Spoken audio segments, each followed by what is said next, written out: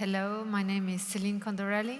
I'm an artist based in London, and I'm currently the artist in residence at the National Gallery for 2023. Hello everyone, and welcome to the National Gallery. My name is Priyesh Mistry. I'm the Associate Curator for Contemporary Projects here. It's a real delight to see you all here for our Unexpected View talk. This is a series of talks where we invite an artist working today to choose a painting from our collection, to use it as a way of exploring some of the themes and ideas within that work, and that might connect with their own practices in a way of exploring shared ideas, and also to explore the different ways that contemporary artists work today.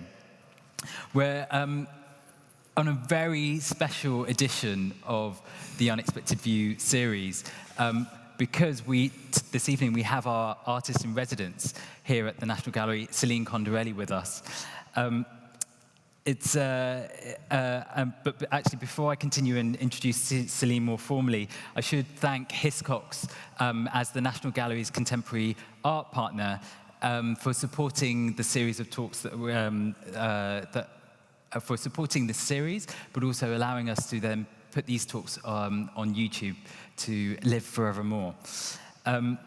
So this talk is special not only because we have Céline with us, but as you can see, we've done something quite unique in that we're not talking about a work that's already hanging on the walls of the National Gallery, but we decided to bring out a work from our stores and to decide to talk about that this evening. And we've decided to pull out Pontormo's painting, really celebrated painting, Joseph with Jacob in Egypt. And we'll get onto the reason why we've decided to do that shortly. But actually, there's a few more thanks that I think Céline and I would like to make before we continue and start with the talk, for everybody who's enabled us to be able to do this, and to putting on our event this evening. So Luke Edwards, Tom Hemming, and Casper Pinchis, who are our art handlers who helped bring out the work from store to have it here this evening. Matthias Rivo, Maria Alambritis, and Jill Duncanton for their fantastic advice on Pontormo and sharing their knowledge. Joseph Kendra, Ian Warren, Ash Baker, and Stephen Pasquale for hosting us this evening and setting up the talk for us. So thank you to all our colleagues this evening. So as well as exploring this painting, hopefully this conversation will give us a snapshot into Céline's practice and research interests, and particularly around her experience here at the National Gallery as part of her residency.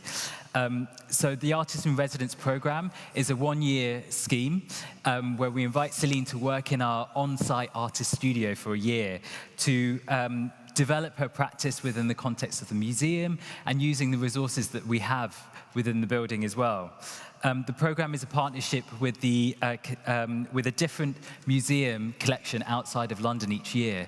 And we work with the Contemporary Art Society, who help us purchase a work from Céline's residency to enter their collection. So this year we're working with the Royal Albert Memorial Museum, and we're very grateful to the Contemporary Art Society's patrons, Anna Yang and Joseph Shaw, for their support in allowing this acquisition to be made, and also creating this nice legacy and this connection from Céline's residency to our national collections. So at the end of the residency, towards the end of the residency, Céline will also be presenting her work within the context of our collection galleries. So this will open in September, so do keep your eye out for this as well. And we can sort of celebrate. This will be a nice kind of peek into what we might think about seeing in our galleries later on. So just more formally, I'll introduce Céline. Céline's work addresses the boundaries between public and private, art and function, work and leisure, in order to reimagine what culture and society can be and the role of artists within them. Using sculptures, architecture, and installations, both within museums and galleries, but also in the public realm, Céline's practice highlights the action of exhibiting itself in its materials and temporal nature. Céline has produced or participated in numerous exhibitions, both internationally and across the UK. There's too many to read out because Céline's incredibly prolific, but most recently last year, shows that you might have seen around the UK, was a commission with the South London Gallery for a playground in a nearby residential estate, which then formed the basis of an exhibition featuring a film made in collaboration with Ben Rivers and Jay Bernard that was shown at the South London Gallery, and the work was called After Work. Céline also presented her work in a major survey under the same name at the Talbot Rice Gallery in Edinburgh last summer, and was also part of our Silver City 2094 at Nottingham Contemporary. Among many accolades, Céline was shortlisted for the Max Mara Art Prize for Women in 2017, and as a teacher for many years, is currently Professor of Exhibition Design and Research at the Karlsruhe University of Art and Design in Germany. So, with all of that, please join me in welcoming Céline, and I'll continue to ask you your first question. So, welcome, Céline.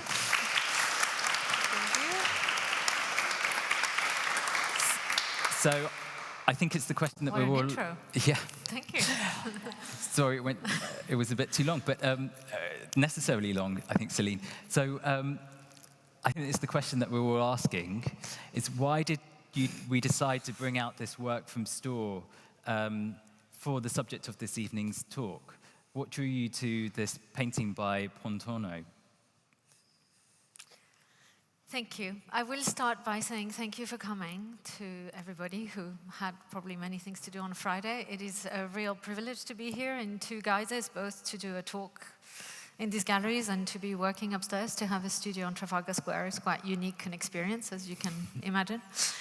Probably will be unmatched, I suppose, in my life as an artist. But this is another privilege, to be able to ask for a painting that was not on show, and for it to be so gracefully brought and wheeled in on this beautiful trolley. So there's something that draws me to Pontormo that is, of course, in many ways aesthetic, but particularly this painting to do with the way that the kind of dreamy, fantastical architecture is actually a frame and a structure for a narrative.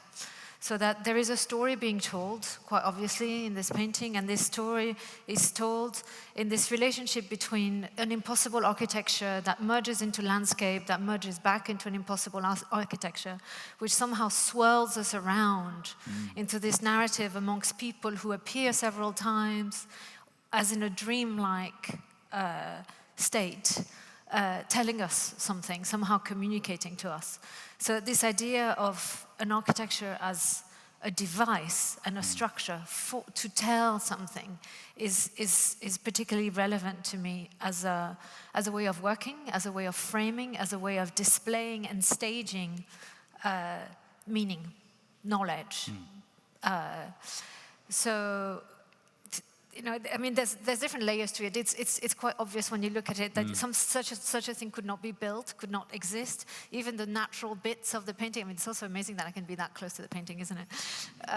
That the bits of like natural landscape are simply impossible. They look like something between an avalanche and a sort of overscaled pebble. This crazy staircase without a balustrade that you would definitely fall off from. Statues on pedestals, some of which are obviously statues, some of which are alive. There's a Putto there who somehow comes alive. And also the temporary architecture of the chariot that Jacob is on, which looks like something that comes out of a procession for a saint, maybe, on a saint's day in Italy, much more celebratory than functional. All of this is decorative in many ways, but it's also got a real function, right? This kind of storytelling, narrative function, and the sort of framing devices that my work utilizes in so many ways, thinking of space as my primary medium, first of all, structuring an experience, an aesthetic experience that tries to be as precise as possible. This is what I really think I do through exhibitions, structuring an experience through time and space. I wanted to just pick up on a couple of things that you've just talked about, but particularly in relationship to the painting, Céline, because so this painting is one of a series that was commissioned for a bedchamber at the Borgherini Palazzo in Florence. And it's interesting because all this series was based around stories of Joseph from Egypt, from the Old Testament. And we see, actually, this is the kind of final panel of that series. And it's interesting, you picked up on this, that actually we see multiple narratives of the last sort of chapters of this story around Joseph being told within the same frame. But there's also something particularly interesting about Pontormo, and I think we've talked about it before, but there's a sort of fluidity that comes through the way that he's told these stories, and through his figuration, the way that the textiles almost allow the narrative to flow from one space to another. Yes. You know, this moment where he's confronting the pharaoh in the bottom corner here, and how the kind of narrative goes along up the stairs to the final scene where Joseph is meeting his father Jacob and introducing his sons. His sons are being blessed by his father. So as far as we understand, the narrative kind of does this movement, right? Yeah. Like a sort of double spiral. And I wanted to sort of bring that up because there's something interesting in the way that you have this interest in architecture and the way that spaces sort of operate. And they might allow people to kind of move and think about the way that they move within certain spaces. And how conscious are you of the way that actually that happens, you know, particularly with visitors within a space to one of your exhibitions? I'm thinking about that first room in Talbot Rice Gallery during your exhibition last year, where you set it up almost like a pavilion. Could you talk a little bit about that and the way that you think about space and the kind of objects that you might introduce to a space? Yeah, I mean, clearly I'm really interested also in these temporary architectures as a way of affecting the way that one might navigate a space. Also thinking that the experience of seeing art in museums or galleries is often like that of going to a garden.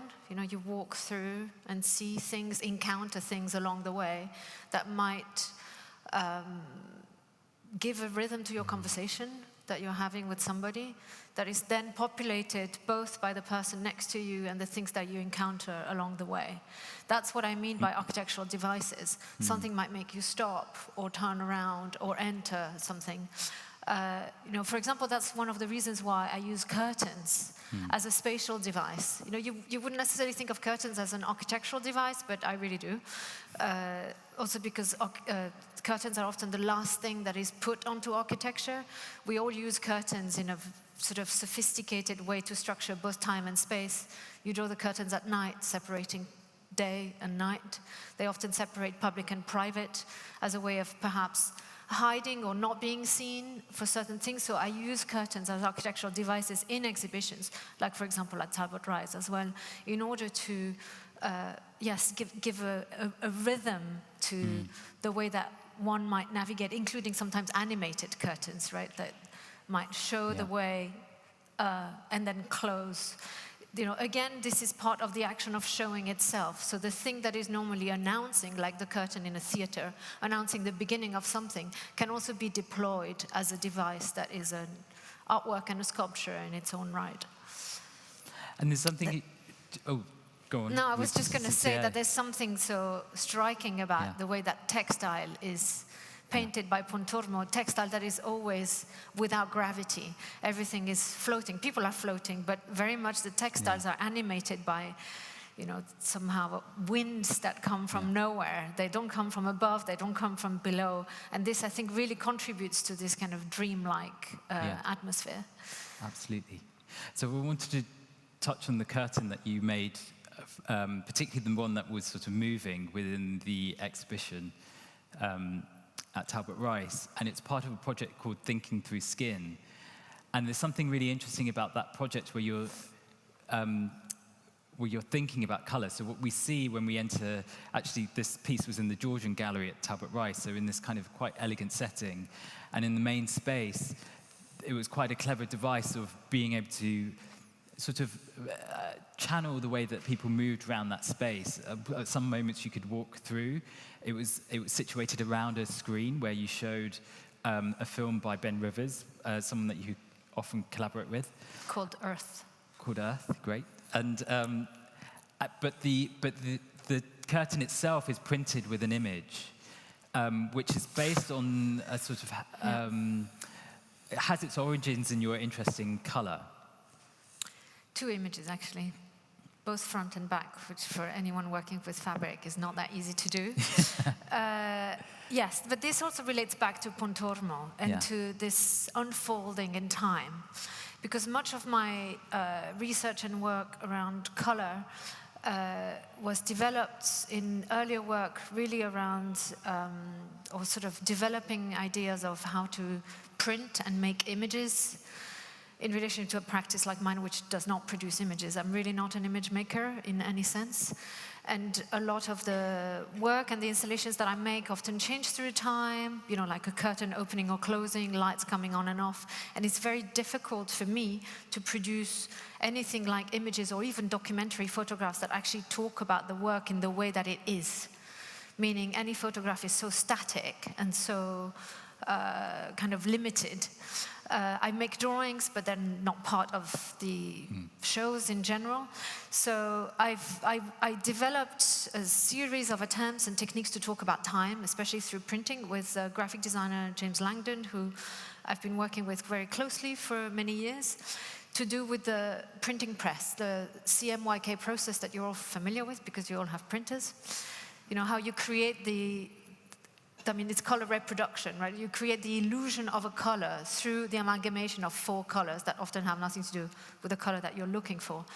And the printer, the way that you print images, means that anything goes through first C, then M, then Y, then K, right? That's how it works, and that's how you get color.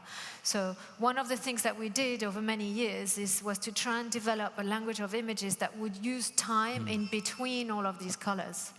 So that you might start by printing black, then you take the same image, a week later you print magenta, so that time is in the making of the image and the image builds up like a sculpture over time.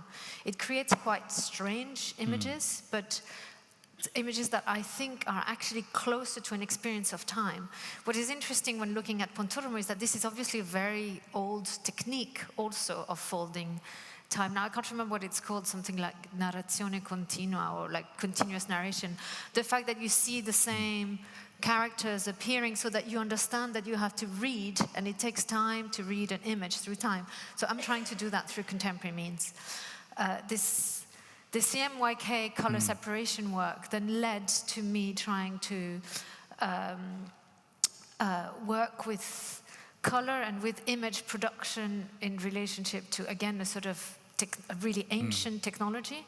So apparently the sort of new research that's going into developing printers to get ever more accurate ways of representing colors is using a technology that hasn't changed for 16 million years, I think, which is that of cephalopods. So how octopus or cousins of octopus can produce color is infinitely more sophisticated than any printer could ever do. This seems obvious in some ways. Yeah. So thinking through skin is taking that research into color to try and see, literally try and see through how an animal would actually perceive color. An animal that obviously, or maybe not obviously, doesn't perceive color in the way that we do. In fact, apparently they don't see color at all, but they can produce this incredibly sophisticated response to their environment by mirroring sophisticated colors.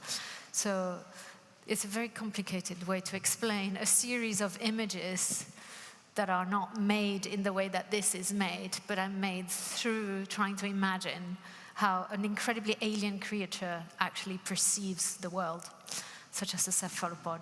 The double printing process on a curtain means that depending where the light comes from, not only is the curtain animated because it moves in space, it's also animated because light creates transparencies. You see different things. Things appear and then disappear, of course. And we should just say that the curtain moves on its own accord, so it's on this sort of timed electronic kind of... It's literally a display device, like a theater curtain. You know, it presents things very much itself, but allows you to enter, to start, to end, somehow giving rhythm to this exhibition experience.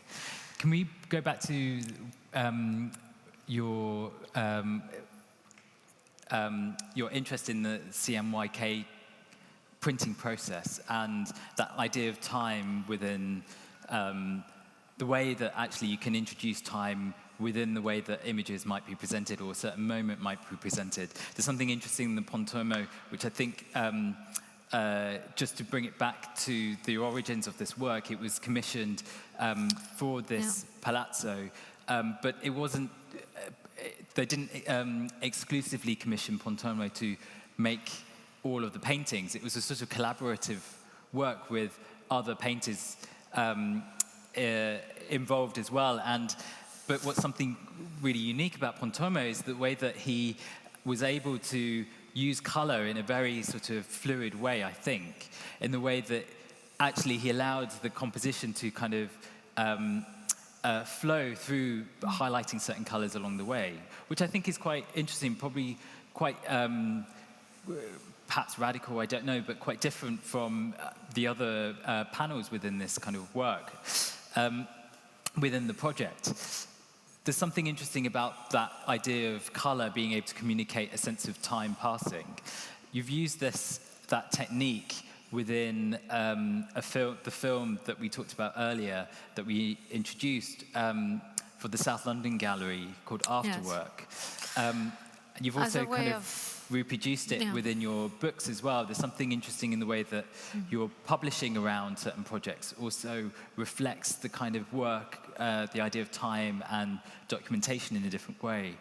I'm going to pass this book around. This is the book that you produced for the Talbot Rice Gallery exhibition. Which was designed by Fraser Muggeridge, not by James Langdon, but it does include a lot of the work made by James Langdon. Do you want to talk a little bit about the process of making that film, but also how that's reflected in the book as well? So obviously filmmaking is not CMYK, but originally RGB. So with Ben Rivers, we tried to translate this idea of time through the RGB, meaning while developing, I mean, obviously making an exhibition and making a public artwork has different time scale. The playground in South London took 1.5 years, I think, altogether to make.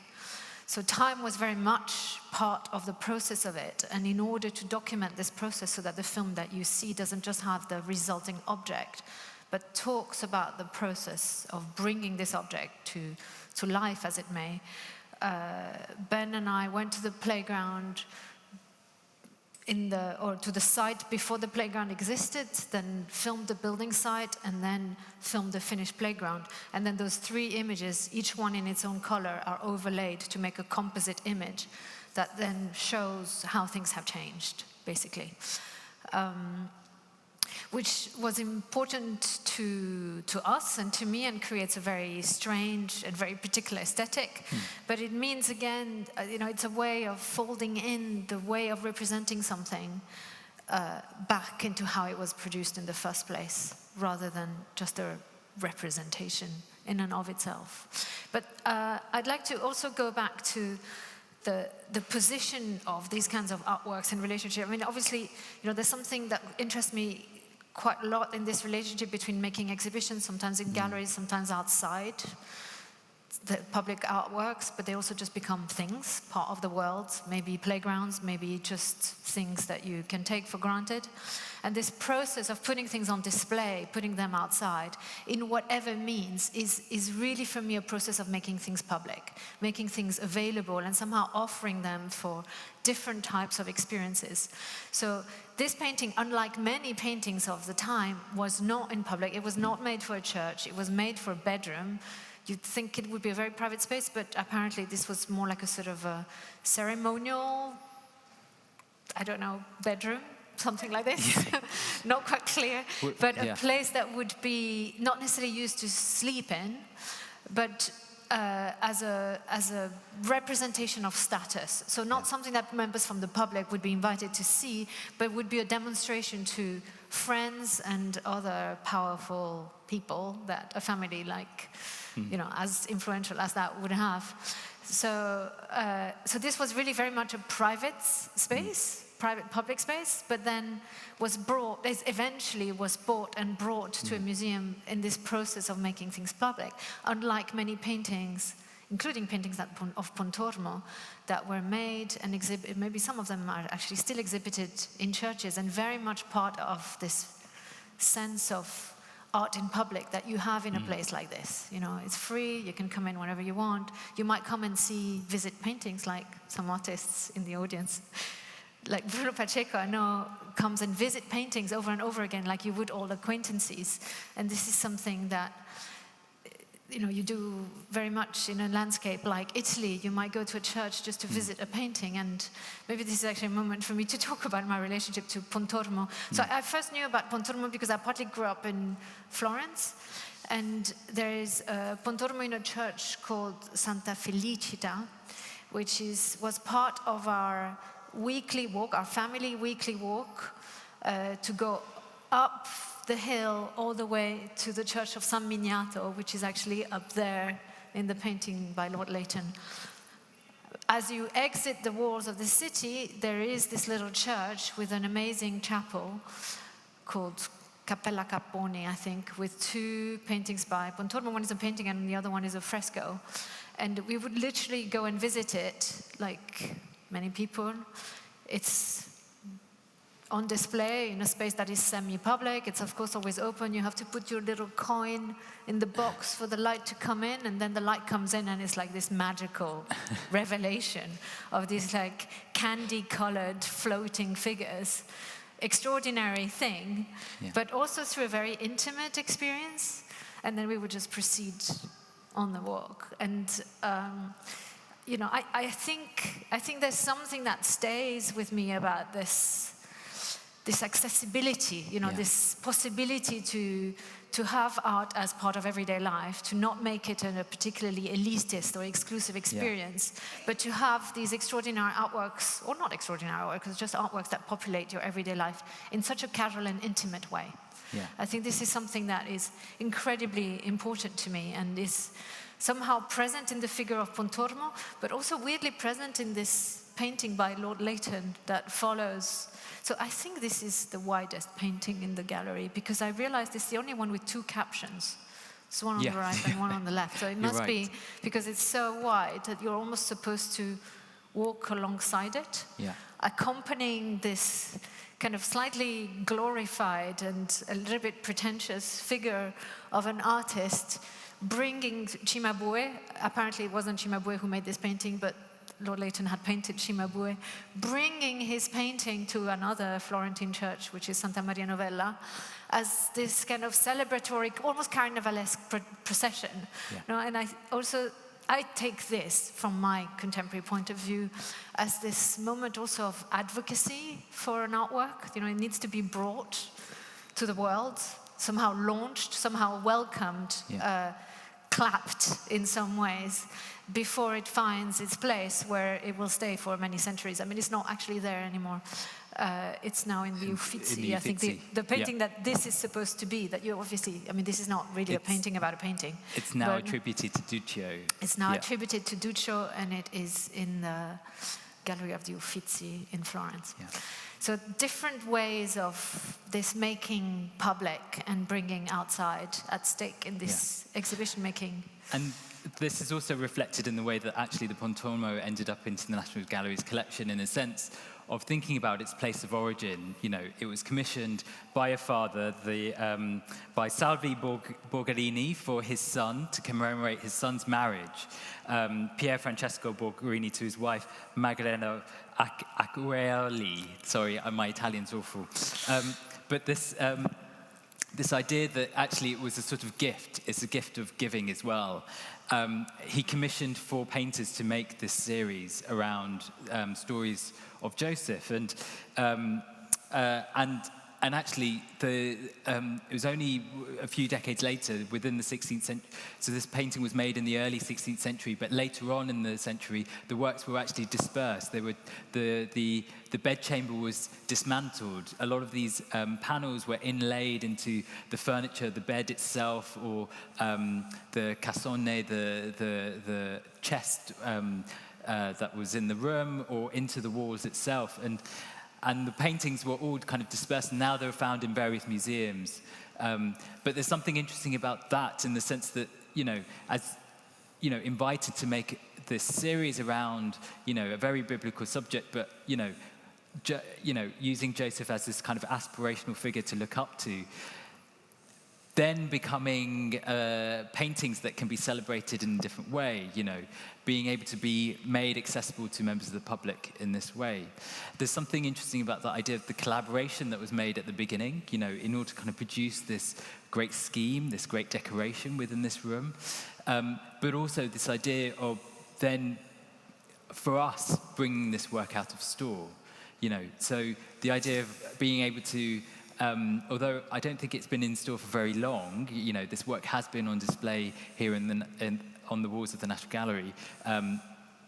But this idea of us being able to take a work out of store, work with a lot of our colleagues to bring it out to also talk about it. And this is also something that you're keen for us to sort of think about, in terms of what enables actually all the mechanisms behind the museum that enable us to look at the works that we do have on the walls, all the kind of behind-the-scenes activities that happen. It's this idea of kind of the labor behind this, but also this interest in how that relates to the way that we relate to the paintings. Could you talk a little bit about that kind of relationship? Yes, I mean, I use a term that I developed over a series of works, support structures, to really describe this relationship to things that might be physical, like this beautiful trolley designed by Pat O'Sullivan, I believe, in collaboration with some of the art handlers who work here, made specifically for the paintings of the gallery. I mean, it's quite an extraordinary thing to have to invent your own tools in order for you to enjoy paintings on the walls. I should explain that Pat O'Sullivan is our head of our art handling team, and has, quite uniquely developed a lot of the kind of the mechanisms for looking after our paintings. So made especially, but this is a case of a really physical support structure. But of course, any type of cultural event, including this one, as we started with your list of thanks, takes the work of many, many people, most of whom will remain invisible, right? There's something about the way that exhibitions are built that means that the work that it takes, even just to prepare the space for you to see something, all of that work has to be made invisible and somehow recedes to the background. I mean, this is clear in the credits of, whose name is considered that should appear or should not appear, whose work is considered valuable or not. The fact that we all have an incredibly sophisticated way of looking at, I don't know, any wall, and you're able to see, oh, this is the work and this is not the work, right? So the wall that took ages to build, to paint, to make good again after, multiple hangings, that's not the work for some reason. But this hierarchy, of course, is a sort of, it took centuries of institutional regimes to establish these hierarchies of value and labor. And my work is particularly dedicated through this term support structures to try and open up these hierarchies. I mean, I'm not pretending that I can change everything, but at least to open up these categories. First of all, by bringing attention to some of the incredibly beautiful artifacts that allow us to perceive artworks in the first place, and also just simply by crediting these layers of labor that are part of the production of culture and part of the display of culture. So exhibition making is always a collective labor, a collective work, but it is very rarely credited as such. So I try and really use this as an operating policy. Sometimes it just means crediting everybody who's worked on a show. Quite often it means working in collaboration with others. I really do think it's important to undo this idea that artists work alone. Nobody works alone. We apparently have here Bronzino, the assistant of Pontormo in the painting, one of probably many. But artists don't work alone also in the sense that everybody's fed by multiple sets of relationships. Some are actual, practical, social, financial, economical. Some are emotional, with writers or artists from the past that you might have never met. This idea of a sort of collective endeavor in the production of culture is something that I really I'm dedicated to in my practice, and that I try in the best possible way to express through my exhibitions. And that comes across or my way of working. Yeah, also. and that comes across definitely in the way that you work. I'm thinking about the projects where you've been able to collaborate quite fruitfully with other artists, other practitioners who work in different ways. So, for example, with Thinking Through Skin, for example, you worked with numerous kind of partners. You also included works by other artists within the installation as well. After work, it was a collaboration with Ben Rivers and Jay Bernard. I wondered if you could touch a little bit on the way that you work with different artists in that way. It's not a kind of typical art practice to in the sense that being able to curate within your own work as well. Yeah, I understand why it relates back to curating, even though I've curated very little, and I would never call myself a curator. But I think it really comes from this, first of all, my own collective work. I have, for example, one of the first very large projects I made, Support Structure, was a collaborative project with a curator called Gavin Wade. And through this project, Support Structure, it was a series of 10 exhibitions, but some of these exhibitions were books, and one of the last exhibitions was actually a permanent art space, which still exists today, called Eastside Projects, an artist-run space, established with 6 founding directors. And through that, I developed this, it's almost like a policy, to not work alone. I don't think anyone should work alone, really. And that means putting myself always in dialogue with others and highlighting these dialogues rather than hiding them as part of references. Or, in academia, the voice of others is always put at the bottom, very small in a footnote. It's sort of like smaller font, with this idea, again, that you have to prove the work of an individual genius or something like this, But there's a specific formulation when you write a PhD that you have to demonstrate that you thought of these things alone, which of course you didn't. Nobody thought of these things alone. And somehow foregrounding these voices by also inviting others to work with me, displaying, hosting, welcoming other practices that are often able to do things that I could not do. I could not do by myself. Jay Bernard is a really good example. Incredible poet with a real power that it's not even that I couldn't do it. I wouldn't even want to do it because someone like Jay exists. And I think it's really important to bring these voices into the world of museums and galleries and exhibition making, which is the thing that I can do. Both sharing responsibility and sharing privilege in some ways. This also comes back to this idea of being able to broaden out the way that we might experience artworks within a certain space. So I just wanted to touch a little bit on the kind of research that you've been doing here at the National Gallery. So you've already highlighted, the kind of conversations you've been having with different teams who might be making kind of beautiful structures like this to allow artworks to be moved around safely, but also you've been speaking to various teams here that look after paintings in different ways. We're quite unique as a gallery in the way that my colleagues across different teams conduct their work to such a high level in order to kind of help us understand the paintings better and the research that we can do. We've been working, we've had many conversations with Peter Sade, who is our head of the framing department, and thinking about the way that our paintings are framed, for example. I'll let you elaborate on that conversation, but also thinking about the way that we also work with our scientific department, who do incredible analysis on our paintings as well, in order to kind of help us understand what pigments might be used or what kind of materials are in the paintings themselves historically. It's a kind of interesting depth of knowledge. And all of this kind of feeds into this understanding of the museum as a way of helping us look in certain ways.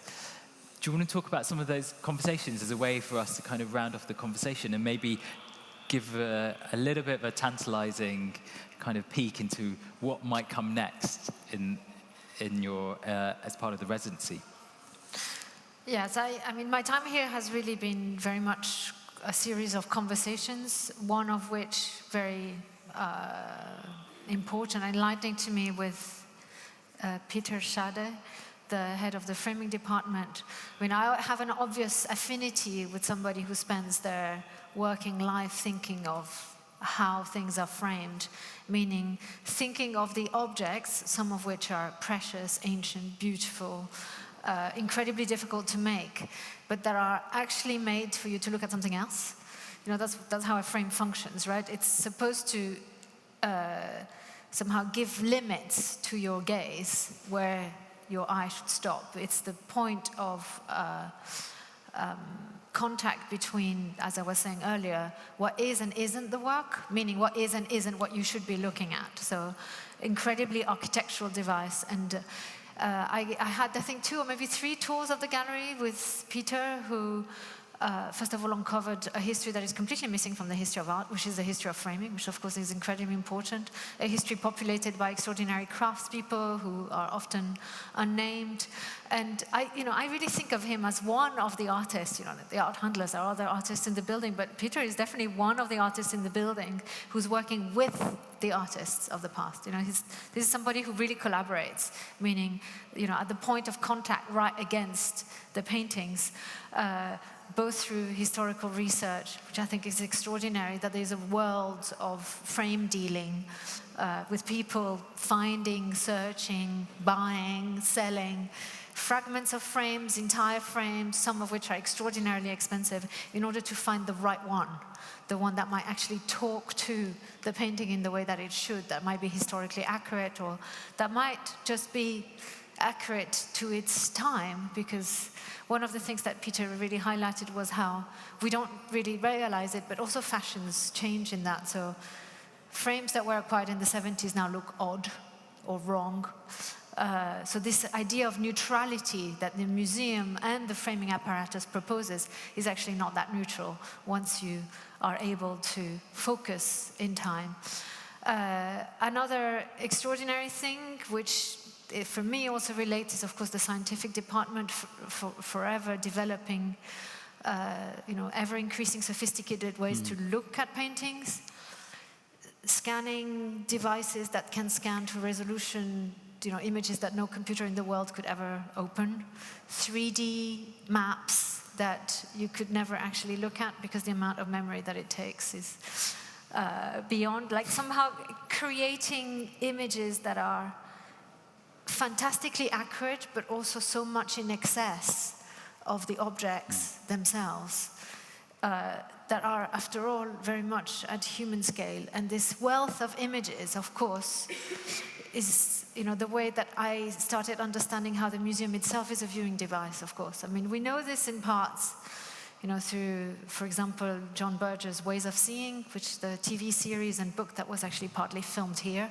who already in, I can't remember when that was from, 70s, mid-70s maybe, was already, uncovering, he wasn't the only one, of course, but uncovering how conditioned we are by institutions in terms of what and how to look, which is actually a history of the audience and a history of the gaze rather than a history of art.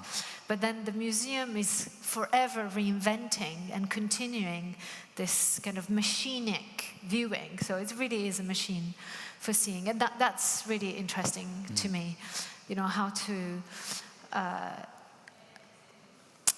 make it explicit so that it becomes something that you can also be critical about, meaning the museum presents and invents ways of seeing, but there are others, and there are other ways of seeing that might also be valid, for example, like physical perception or sensory perception. And somehow, I think in my work as an artist,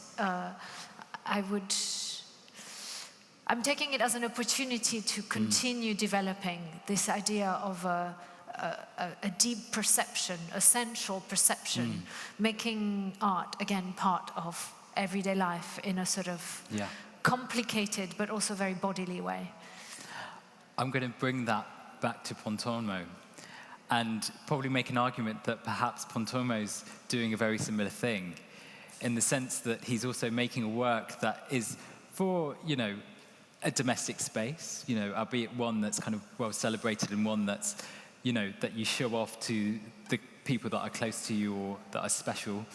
But also in the way that he composed this image, through this kind of the scanning, the detailed kind of imaging that we do here at the gallery, we on this painting we realised that there's quite a lot of underdrawing under this work, and the way that Pontormo was able to kind of apparently this whole part was like here and was moved. So completely playing around with the composition and the position of the figures, and he continued doing this as he was painting as well. But there's something really interesting in the way that he was very conscious of the way of positioning space, or allowing us to kind of understand his way of thinking about how a narrative is told, how this kind of space is structured. In the same way, I think you're kind of doing with the whole museum. Hopefully. So I think in that way, on that note, I'd like to thank you, Céline, for taking the time this evening and talking about your work and helping us bring out the Pontormo for our conversation this evening. So please join me in thanking Céline. And thank you, Priyesh, for working with me. Thank you.